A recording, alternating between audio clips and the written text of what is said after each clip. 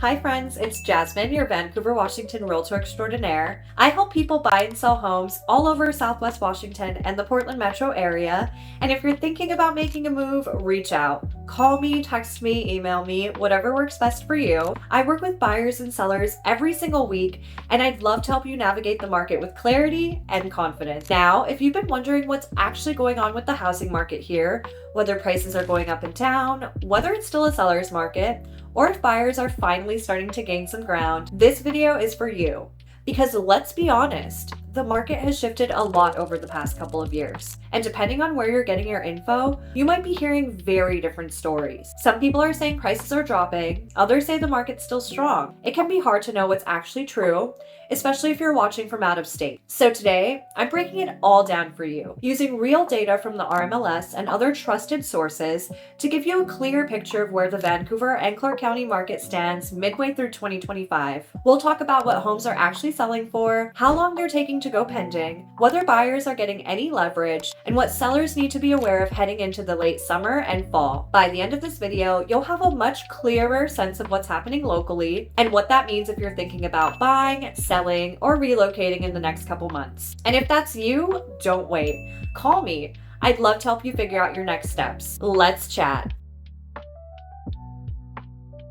Let's start with what everyone wants to know first. What are homes actually selling for right now? So far in 2025, from January through July 25th, there have been 2,323 homes sold across Clark County. That includes all residential property types, single-family homes, townhomes, and condos, and the total sales volume has already hit $1.4 billion. The median sold price so far this year is $535,000, while the average sale price sits just above $601,000. That tells us we're still in a pretty stable price range, not dropping dramatically, but not shooting up like we saw a couple years ago. In other words, prices are holding steady, which is great news for both buyers and sellers. Now, let's talk about how close homes are selling to their list price, which gives us a good sense of how competitive things still are. The average sale to list price ratio is 99.33%, and the sale to original list price is sitting at 98.06%. So what that really means is, yes, some homes are being reduced slightly or negotiated down,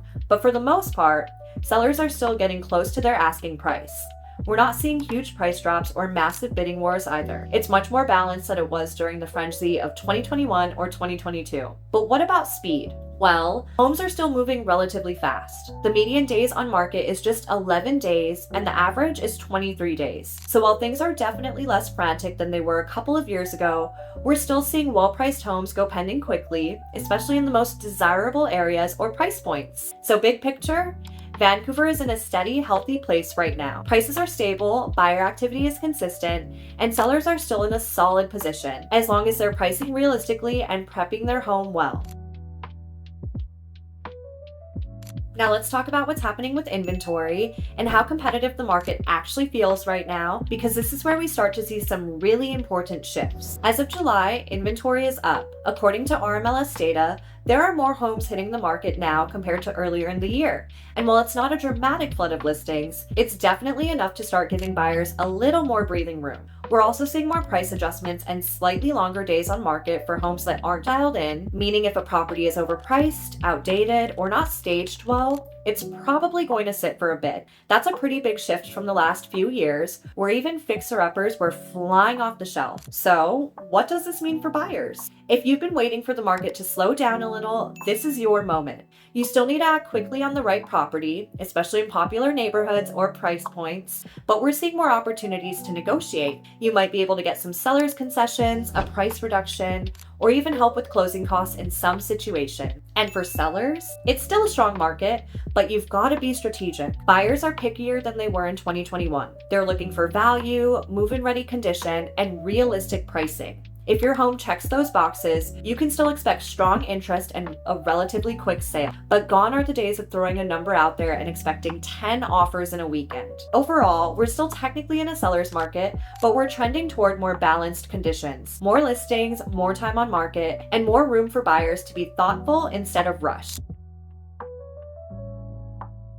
Now let's zoom in a little and talk about some of the zip code level trends and how things are playing out in different neighborhoods around Vancouver and Greater Clark County. Because the truth is, the market doesn't move the same everywhere. Let's start with 98682, which includes parts of East Vancouver and Orchard. This area is seeing a healthy mix of resale and newer construction, and the market here has been relatively active. The median sales price in 98682 is currently around $520,000, up around 2.2% year over year. Homes in this zip code tend to move fairly quickly, especially if they're under $550,000 and in good condition.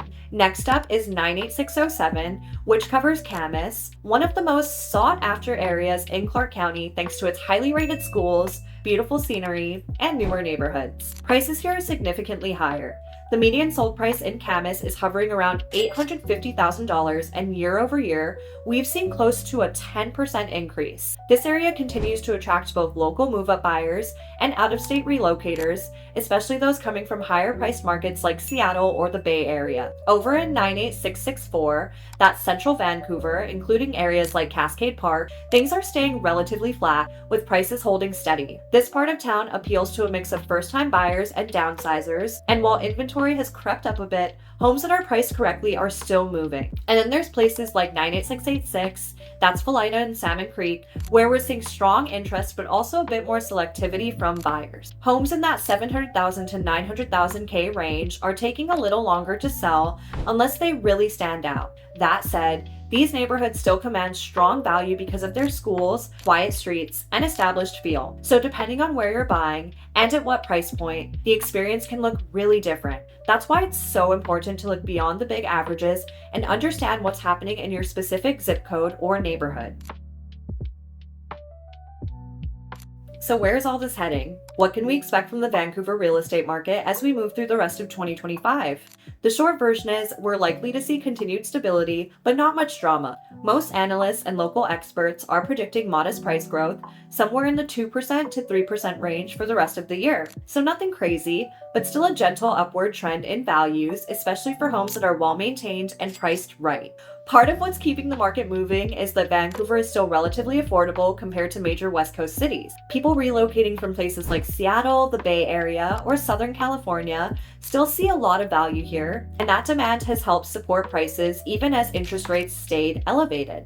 Speaking of interest rates, we've seen some slight improvement, and forecasts suggest they could drop a little more heading into late summer and early fall. If that happens, we'll likely see an uptick in buyer activity, especially from folks who have been sitting on the sidelines waiting for better conditions. That said, the market isn't bulletproof. Rising costs of living, job market shifts, and broader economic uncertainty could continue to impact buyer confidence, especially at higher price points. We may also see more inventory as homeowners who have been holding off decide to list while the market's still steady. So overall, we're expecting a balanced finish to 2025, one where both buyers and sellers have room to make thoughtful decisions.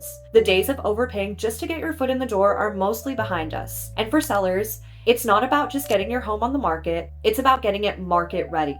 This is a great time to be strategic, whether you're entering the market as a buyer, prepping to sell, or just trying to time a move. So, what does all this actually mean for you if you're thinking about buying, selling, or just watching the market? Let's start with buyers. If you've been waiting for a better window, this is a pretty solid moment to jump in, especially if you're feeling priced out of markets like Portland or Seattle. Prices here in Vancouver have stayed fairly stable, and inventory has opened up just enough to give you some options without the pressure cooker pace of 2021 or early 2022. Rates are still higher than we'd like, but that could shift later this year, and even if they don't, we're seeing more room for negotiation. Sellers are more open to concessions, rate buydowns, and sometimes even small price reductions. The biggest thing I'll say to buyers right now is be prepared, but don't be panicked. The most successful buyers I work with are the ones who have a clear game plan, a solid pre-approval, and a local agent who can help them move confidently, not reactively. And for sellers, yes, it's still a good time to sell, but pricing and presentation are everything. Buyers are more value conscious than they were a couple years ago,